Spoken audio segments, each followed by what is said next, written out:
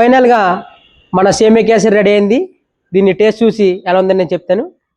Hi friends, నా పేరు బాలు. ఈరోజు మనం సేమియా కేసరి కావాల్సిన పదార్థాలు ఒకసారి చూసేద్దాం.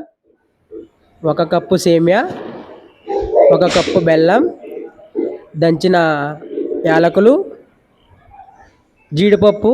మా దగ్గర జీడిపప్పు ఒకటి ఉంది ఫ్రెండ్స్, మీ దగ్గర డ్రై ఫ్రూట్స్ ఉంటే యాడ్ చేసుకోవచ్చు. సేమియా కేసరి తయారు చేసే విధానం: ఫస్ట్గా జీడిపప్పుల్ని 2 టేబుల్ స్పూన్స్ నెయ్యిలో వేగించి జీడిపప్పును ఫ్రై చేసుకున్న అదే గీలో మనం ఇప్పుడు సేమియా పళ్ళను కూడా ఫ్రై చేసుకోవాలి.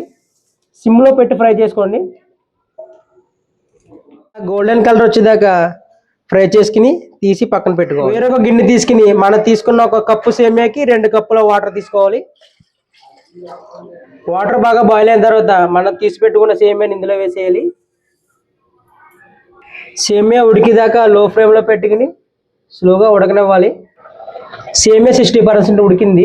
ఇందులో మనం ముందుగా తీసుకున్న బెల్లాన్ని ఇందులో వేసుకోవాలి. ముందుగా సిద్ధం చేసుకున్న యాలకుల పొడి వేసుకుందాం. లో ఫ్లేమ్లో పెట్టుకుని మధ్య మధ్యలో గీ ఒకటి యాడ్ చేయాలి. లాస్ట్లో జీడిపప్పు వేసుకుని గార్నిష్ చేస్తే మన రుచికరమైన సేమియా కేసరి రెడీ. మన సేమియా కేసరి రెడీ అయింది. దీన్ని నేను తిని చూసి టేస్ట్ ఎలా ఉందని నేను చెప్తాను. అబ్బా, అదిరిపోయింది. ఈ వీడియో మీకు నచ్చినట్లయితే లైక్, షేర్ అండ్ సబ్స్క్రైబ్.